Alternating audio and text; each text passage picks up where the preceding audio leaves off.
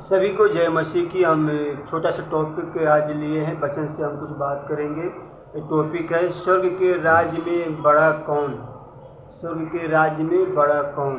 हम परमेश्वर को धन्यवाद देते हैं। इस वचन के द्वारा हम थोड़ा टाइम बात करेंगे और वीडियो को पूरा देखना। परमेश्वर आप सभी को आशीष देगा ज़रूर। हम वचन पढ़ते हैं, मत्ती का अध्याय 18 अध्याय का पहले से पढ़ेंगे।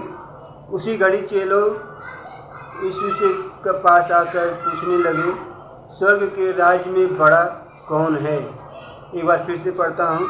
उस घड़ी चेले यीशु के पास आकर पूछने लगे, स्वर्ग के राज्य में बड़ा कौन है।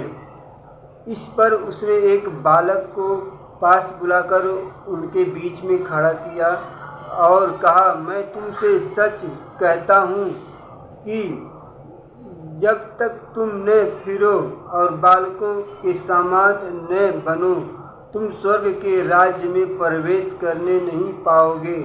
यहाँ पे देखिए, इस वचन के आधार पे लिखा गया है कि जब तक एक बालक को चेलों ने पूछा कि हम स्वर्ग राज्य में कैसे प्रवेश करेंगे या स्वर्ग राज्य में हम कैसे जाएंगे, स्वर्ग राज्य में कौन जाएगा, वहाँ पे चेलों ने पूछा। फिर यीशु मसीह ने एक बालक, क्योंकि दृष्टांत में यीशु मसीह बहुत से सारी बातें दृष्टांत में बताया है, इसलिए बताया ताकि हम सब को अच्छे से समझ में आ जाए। इसके लिए यीशु मसीह जितना भी बात बताए वो सब दृष्टांत के अनुसार बताया गया है।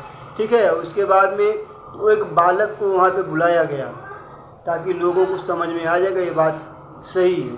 तो बालक को इस प्रकार से बुलाया गया है। तो उन्होंने कहा कि उस बालक के समान, हम देखते हैं कि बालक के समान क्यों उसने बालक को बुलाया, बालक के समान क्यों कहा गया। यहाँ पर हम देखते हैं कि एक बालक, जैसे सब लोग जानते हैं कि बालक एक सीधा साधा रहता है, ना तो कोई गलती करता है, एकदम भोला रहता है, ना ही तो कोई जो है झगड़ा करता है, ना ही तो उसके बारे में कुछ तो पता है कि झगड़ा क्या होता है, गाली क्या होता है। छोटा सा बालक था वो। इसके लिए उन्होंने दृष्टांत के रूप में बालक को खड़ा किया। इसलिए वो बताया जाता है कि उसके समान हमको बनना है, ताकि वो ना तो नशे की हालत में रहता है, ना तो कोई बुराई करता है, ना तो किसी का चोरी करता है, ना तो किसी से झगड़ा करता है। इसके लिए उसके समान उसको बनना है, ताकि हमारे जीवन में कोई निष्कलंक, एकदम निर्दोष होना चाहिए, ताकि हमारे अंदर कोई पाप न हो। बड़े बड़े लोग तो पाप करते हैं, बच्चे कौन सा पाप करेंगे। इसके लिए परमेश्वर ने वो बालक को खड़ा किया ताकि हमको समझ में आए कि एक बालक के समान ही पवित्र बनना है और परमेश्वर के राज में बड़ा भी होना है और प्रवेश भी होना है।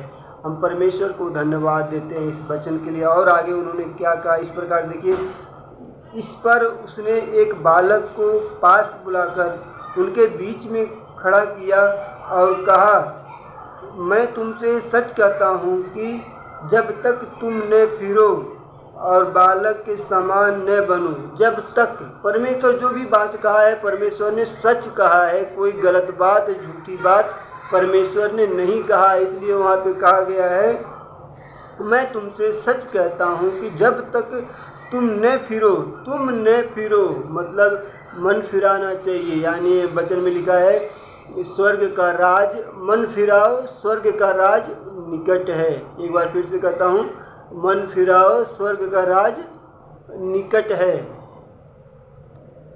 स्वर्ग का राज क्या है? स्वर्ग का राज निकट है। इसलिए एक बालक के समान हमको बनना है। और आगे इस प्रकार से लिखा है, तुम स्वर्ग के राज में प्रवेश करने नहीं पाओगे। अगर हम बालक के समान नहीं बनेंगे तो हम क्या करेंगे? हम प्रवेश नहीं करने पाएंगे। यानी हमको भोला बनना है, सीधा बनना है, अच्छा बनना है, तो हम स्वर्ग राज्य में हम प्रवेश करने पाएंगे। और हम आगे देखते हैं, जो कोई अपने आप को इस बालक के समान छोटा करेगा वह स्वर्ग के राज्य में बड़ा होगा। देखिए यहाँ पे लिखा है, एक बार फिर से पढ़ता हूँ, जो कोई अपने आप को इस बालक के समान छोटा करेगा वह स्वर्ग के राज्य में बड़ा होगा। यहाँ पे देखिए, अपने आप को छोटा करना है एक बालक के समान।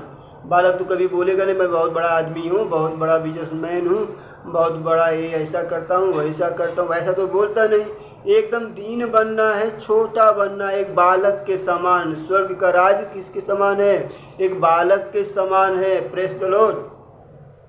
परमेश्वर को धन्यवाद देते हैं। और इसमें लिखा है, और जो कोई मेरे नाम से एक ऐसे बालक को ग्रहण करता है वह मुझे ग्रहण करता है। एक बालक के समान अगर हम समझ लो अपने आप को एक बालक मानते हैं तो समझ लीजिए कि यीशु मसीह को ही हम ग्रहण करते हैं।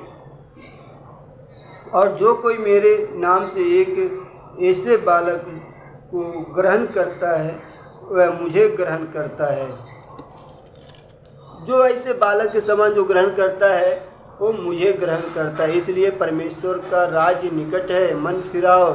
इस संसार में जो है बहुत से भटके हुए लोग हैं, संसार में सब पापी हैं। वचन बताता है कि सबने पाप किया है, परमेश्वर की महिमा से दूर है। पाप की मजदूरी तो मृत्यु है, लेकिन प्रभु यीशु मसीह में अनंत जीवन है। परमेश्वर ने जगत से ऐसा प्रेम किया है, अपना इकलौता पुत्र दे दिया ताकि जो कोई उस पर विश्वास करे वो नाश ना हो परंतु अनंत जीवन पाए। जितने विश्वासी भाई बहन इस वीडियो को देख रहे हैं, परमेश्वर आपसे भी प्यार करते हैं, पूरे जगत से प्यार करते, ऐसा नहीं खाली मुझसे ही, पूरे जगत से प्यार करते हैं। हम परमेश्वर को धन्यवाद देते हैं। और आगे इस वचन में लिखा है, पर जो कोई इन छोटों में से जो मुझ पर विश्वास करते हैं एक को ठोकर खिलाए, उसके लिए भला होता कि बड़ी चक्की का पाट उसके गले में लटकाया जाता और वह गहरे समुद्र में डुबाया जाता है। यहाँ पे देखिए, जो बालक के समान ऐसा छोटे में से छोटा ऐसा नहीं करता है, जो बुरा करता है, किसी के ठोकर का कारण बन जाता है, तो क्या होगा? उसको बहुत बड़ा सज़ा है। जैसे हम समुद्र में गिरते हैं, जिसको तैरने आता हो तो तैर के बाहर निकल जाएगा, लेकिन इसमें बताया जाता है कि भला होता कि बड़ी चक्की का पाट उसके गले में लटकाया जाता और वह गहरे समुद्र में डुबाया जाता। देखिए यहाँ पे जो ठोकर का कारण बनने वाले हैं, जो ऐसा जो गलत काम करते हैं, किसी का रुकावट का काम करते हैं, वो उनको जो है उनके गले में चक्की का पाट रखा जाएगा, लटकाया जाएगा ताकि समुद्र में डाल दे, ताकि वो, जैसे हमने कहा ना कि अगर हम ऐसा खाली हैं तो हम तैर के बाहर आ सकते हैं, लेकिन ये चक्की का पाट रहेगा तो कैसे हम आ सकते हैं? नहीं आ पाएंगे। तो इसका मतलब कि मृत्यु होना ज़रूरी है। इस संसार में बड़े होकर के हम क्या करेंगे? बड़े होकर के हम मृत्यु को प्राप्त कर पाएंगे, नरक को प्राप्त कर पाएंगे। इसके लिए परमेश्वर का राज्य एक बालक के समान है। बालक के समान भोले बनकर, सीधे साधे बनकर उसको ग्रहण, जैसे बालक को ग्रहण करते हो वैसे हम परमेश्वर को भी ग्रहण करते हैं, तो हमको जो है परमेश्वर के राज्य का प्रतिफल मिलेगा, हम उसके राज्य के वारिस हो जाएंगे। हम परमेश्वर को धन्यवाद देते हैं। ये वीडियो ज़्यादा से ज़्यादा शेयर करो, कमेंट में आमीन लिखो, और जिसको और कुछ ज़रूरत है परमेश्वर उसको जो है ठीक समय पर ज़रूरत देने पाए, परमेश्वर हर एक को आशीष देने पाए। इस वीडियो को देखने वाले को हर एक को परमेश्वर आशीष देने पाए, और परमेश्वर इन वचनों के द्वारा सभी को आशीष देने पाए। और ज़्यादा से ज़्यादा इसको शेयर करो ताकि लोगों के पास ये वचन पहुंचने पाए। कमेंट में आमीन लिखो, और किसी को और कुछ ऐसा विषय कुछ है, उसके विषय पे कुछ अगर बताना चाहते हैं, कहना चाहते हैं, तो उसके आधार पर हम वीडियो बना करके और हम YouTube के द्वारा हम लोगों के पास सुसमाचार पहुंचाएंगे। और इस वचन के द्वारा परमेश्वर आप सभी को आशीष देने पाए। God bless you. आमीन।